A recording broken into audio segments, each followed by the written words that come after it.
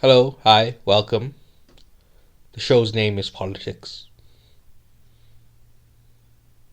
Although I call it Politrix, and the title of this episode is Donald Trump Assassination Attempt. Uh, so, due to our top story, which happened on Sunday, I wanted to unfold a little bit before I spoke about it at all. So, I didn't want to do an episode on Sunday, and then the week kind of got away from me. So now I'm recording this on Thursday evening. Some people may even ask, hey, why don't you just skip the week? Why don't you just do a new episode next week Sunday? It's we're we're nearly at the weekend anyway. The reason being I'm going away for the weekend. So I think it's best to record it now, release it, put it into the ether, and next week will be next week's issue, right? So anyway, let's just get into the cleanup. If you missed the announcement, this will be the first episode in the new format. That means that this is now totally a new show. So my movie and TV reviews have been moved to the channel Press Reviews, which I will link in the footnotes. But you can only expect the first review in about a week, after my holiday, and then work next week, etc. So yeah. I do apologize if you're a fan of the previous format. The problem is that we were breaking too much ground too quickly. The previous format was from the year 3000, but unfortunately our potential listenership are all living in the year 2024. I'm not blaming the audience. I'm just saying that, they weren't ready to have their world changed, and that's fine. People like the world the way it is, full of fucking trash on the sidewalks. There's people pissing, there's rats eating trash. That's what they like. They don't want like a Genosha. If you've seen the X-Men TV show, like what Genosha looked like, that's what I'm proposing. And this podcast would have led us there, but I mean, not this podcast, the previous format of this podcast would have led us there, but sadly it's over now. Anyway, change is good, so we're just gonna have to make do with the new format, right? So let's get into the news for the week, and I'm reading this from CBS News. Former President Donald Trump was shot and injured in an assassination attempt on Saturday night that also killed a spectator and critically injured two others. Snipers killed the shooter, a 20-year-old man, after he fired 8 rounds at the rally in Butler, Pennsylvania. The former president could be seen touching his ear as the shooting unfolded before he was shielded by Secret Service and whisked off stage, with blood on his face and into an SUV to safety. Trump said in a social media post that a bullet pierced the upper part of his right ear. I knew immediately that something was wrong, that I heard a whizzing sound, shots, and immediately felt the bullet ripping through my skin, he said. Much bleeding took place, so I realized then what was happening. The Secret Service later said Trump was safe and that he went to a local hospital and left hours later. The gunman was fatally shot by Secret Service sniper, authorities said. FBI officials said the shooter appeared to be a lone actor and the incident was being investigated as an assassination attempt and a potential case of domestic terrorism. The FBI identified the shooter early Sunday as 20-year-old Thomas Matthew Crooks of Bethel Park, Pennsylvania. The town in Allegheny County, just outside Pittsburgh, is home to about 30,000 people. Law enforcement officials say that he was armed with a semi-automatic AR-style rifle. The law enforcement sources say the gun was legally purchased in 2013 and registered to the shooter's father, Matthew Crooks. So, now I'm not here to police how people feel about this. Some people wish that he died. Some people say that, all life is precious, no matter how heinous the person. I'm saying your feelings are your feelings. Don't let somebody shame you or just feel bad about the way you felt about it. Everyone's allowed their feelings, right? Then the next thing to chat about is whether or not it was fake. And as you can imagine, in the hours since, a number of conspiracy theories started going around on social media. And in my personal opinion, I don't think any of them hold any merit or any weight, right? The Trump team is far too incompetent to carry out a false flag operation. And to be honest, I think if his team even attempted that, they would have murdered him. They would have killed our beloved president, folks. But yeah, it doesn't behoove Trump's enemies to kill him, because he's just the figurehead of a movement. If you kill Trump, someone will just replace him. It's not the issue. We need to defeat his ideology as well as the person. So, yes. Now, the idea that this was done by a mentally ill lone gunman with no clear motives seems like the truth. So I'm just going to go with that for the moment. If any extenuating evidence comes out that that this wasn't the case, that there's further information here, then I'll revisit it. But for the moment, I'm happy to say that he was just a lone gunman. He actually seemed to be a Republican, but whatever the case is, whatever his political leanings, it's kind of fucked up that he went to go shoot somebody. Again, regardless of the person. Now, I thought that the consequences of this would be that Trump's base uses this as to campaign and generate sympathy votes for him. Now, they've obviously painted Trump as a victim before, but this time they have the tangible proof that somebody tried to kill him.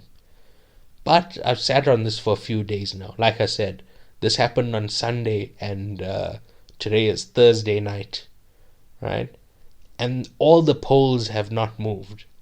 Like, there's no movement on either side after the incident, right? But then I thought, alright, they need more time to incorporate the incident into their propaganda. But it's been a full news cycle and people are more or less not talking about it anymore. Life has moved on. I think this is such a huge event, but no one gives a shit anymore. This is how quickly things move in the digital age. So I'm shocked. Like they do an exit poll after the voting. I would love to see how many people cite Trump's assassination attempt in, like, if that swayed their vote in either way. That would be a fascinating thing to get a hold of. So yeah. Now the next news story is what people are actually talking about in the days since, and that is J.D. Vance, who Trump has chosen to be his running mate. And I'm reading this from AP News by a story by Julie Carr Smith. It's spelled Smyth, so I don't know if that's Smythe or Smith. I think it's Smith. But anyway, former President Donald Trump on Monday chose U.S. Senator J.D. Vance of Ohio to be his running mate as he looks to return to the White House. Here are some things to know about Vance, a 39-year-old Republican now in his first term in the Senate. Vance was born and raised in Middletown, Ohio. He joined the Marines and served in Iraq, and later earned degrees from Ohio State University and Yale Law School. He also worked as a venture capitalist in Silicon Valley. So, already off the fucking bat, he's a part of the military, so an overseas cop, and he worked as a venture capitalist, so just a slimy piece of shit. So, before anything else, he's already fitting in, right? Vance made a name for himself with his memoir, the 2016 bestseller Hillbilly Elegy, which was published as Trump was first running for president. The book earned Vance a reputation as someone who could help explain the maverick New York businessman's appeal in Middle America, especially among the working class, rural white voters who helped Trump win the presidency. Hillbilly Elegy also introduced Vance to the Trump family. Donald Trump Jr. loved the book and knew of Vance when he went to launch his political career. The two hit it off and remained friends. After Donald Trump won the 2016 election, Vance returned to his native Ohio and set up an anti-opioid charity. He also took to the lecture circuit and was a favored guest at the Republican Lincoln Day dinners, where his personal story, including the hardship Vance endured because of his mother's drug addiction, resonated. So, okay, sorry, I haven't been giving running commentary, but this book, Hillbilly Elegy, I have neither read it nor watched the movie it's based on, but I have listened to podcasts where they make fun of it, and apparently a whole lot of it is not true, and this guy's full of shit. So, yeah, that's, I can't speak to the veracity of those claims, but based on everything I've heard about him so far, it's seems in line. So, yes. Vance's appearance saw opportunities to sell his ideas for fixing the country and helped lay the groundwork for entering politics in 2021 when he saw the Senate seat vacated by Republican Rob Portman, who retired. Trump endorsed Vance. Vance went on to win a crowded Republican primary and the general election. Personal relationships are extremely important to the former president, and he and Vance have developed a strong rapport over the years, speaking on the phone regularly. Trump has also complimented Vance's beard, saying that he looks like a young Abraham Lincoln. Vance was a, quote, never Trump, end quote, Republican in 2016. He called Trump dangerous and unfit for office. Vance, whose wife lawyer Usha Chalukuri Vance, is an Indian American and the mother of their 3 children, also criticized Trump's racist rhetoric, saying he could be America's Hitler. But by the time Vance met Trump in 2021, he had reversed his opinion, citing Trump's accomplishments as president. Both men downplayed Vance's past scathing criticism. Once elected, Vance became a fierce Trump ally on Capitol Hill, unceasingly defending Trump's policies and behavior. So, yeah. That could be summarized as just saying J.D. Vance is a sycophant. That's all we really needed to know about it. That's it's kind of not worth your time to go in, but I just think somebody who is so contemptible, I'd like to point them out. And it's not even like a fun contemptible like Trump is. It's just like oh, you're a scaly, slimy fucking, I don't know, like a lizard. I don't know, I can't think of anything else right now. A snake, yeah, sorry, a snake, right? You're a scaly, slimy snake, and what can I do with you? Nothing. Get out of here, J.D. Vance. Fucking weirdo. Hope you lose, bitch. Anyway. Our next news story is that Spain won the Euros last week Sunday. Right? They played England and won 2-1 with goals from Nico Williams and Mikel Oyarzabal, with Cole Palmer getting the consolation goal for England. So first of all, I'm going to take my hat off to the Spanish coach Luis de la Fuente. I had never heard of him before this tournament, but his tactics and coaching was spot on as his team won all 7 games and did not look bothered at all while doing so. In my opinion, he also did it well with a lot of average players in his team. The only genuine superstar that they have is Rodri, who I believe should win the Ballon d'Or. Even though he was injured in the first half of the final, I think Rodri still deserves all the accolades. Just one game doesn't invalidate the rest of what he's done this year, right? Anyway, aside from Rodri, I want to highlight Fabian Ruiz, who is a much better player than I thought he was. I watched him when he was at Napoli, and he didn't control the play, the whole game, like he did this tournament. So, again, hats off to Rodri, Ruiz, and the coach De La Fuente. All very good, very well deserved tournament to win the Euros. Especially as no one had them as favorites. No one like saw them coming at all, and they took it all. So again, clapping for them. But my one hand is holding the mic, so you can't. How about a click? How about that? Yeah. Anyway, the inverse of this is Gareth Southgate and the England team. He has so many superstars, but doesn't know how to make a system that utilizes all their strengths. Or you can't utilize all their strengths, so maybe pick like 2 or 3 and say, okay, you guys are the heart of the system. Everyone else has to kind of, mold around that system, right? But anyway, as for the individual players, Harry Kane, I've never rated him, mate. Every time I've seen this guy, I've thought he's a stat padding bum and a born fucking loser. Again, like JD Vance, I'm glad he lost. Bukayo Saka, I have nothing personal against him, but Arsenal fans told me that he's a better player than Mohamed Salah, so yeah, he can hold that. Right? Bellingham, I don't know.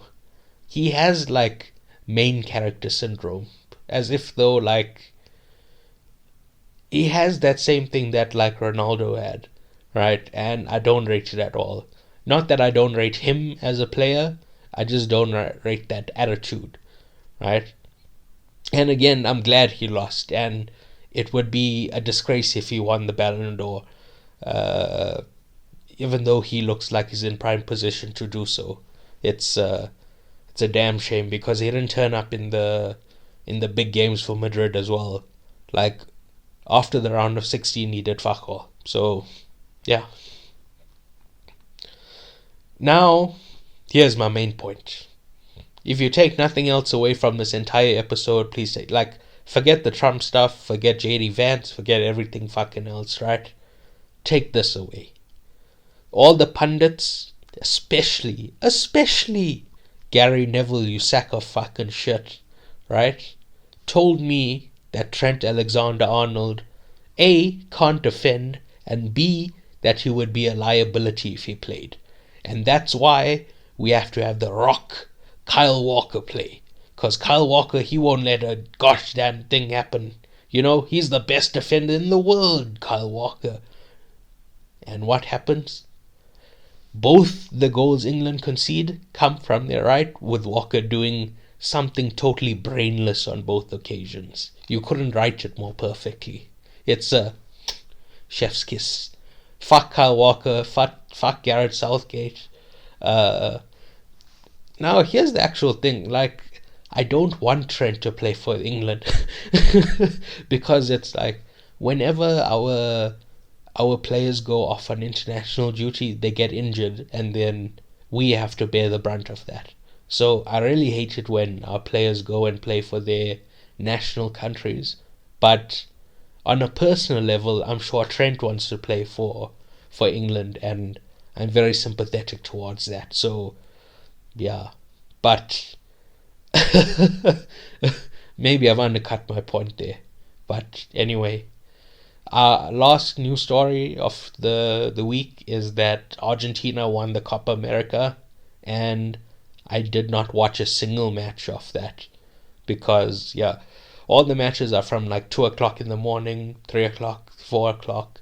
So usually I would be awake for that, but I've been trying to fix my sleeping patterns, and I'm not gonna watch the fucking Copa America, bro. We have McAllister, we have Darwin Núñez, we have Luis Diaz, but I'm not staying up to 3 o'clock in the morning for you guys. Sorry, dude. I'm just not. Yeah, but again, let's look at the main takeaway, not the, real stuff. The main takeaway is that in terms of international tournaments, Ronaldo bottled a 1-0 lead. Ronaldo won the 2016 Euros, right? And Messi didn't have an international tournament. Since then, Messi's won 2 Copas and the World Cup. So it's 3-1 and they both look like they're done now. So he bottled a 1-0 lead and Messi has 3 now. What a shame. What a... I'm crying. Here's the... Anyway, alright. Thank you for listening. Please remember to rate, review, subscribe, give a like, etc. Importantly, it needs to be a 5-star review. Drop a comment. Tell me if you like this new format, if it's too short, if what can I do to improve. Yeah, you can find all our links at PAICIP.com. That's PAICIP.com. Please tell a friend, tell that friend to tell a friend, tell a family member. And yeah, goodbye.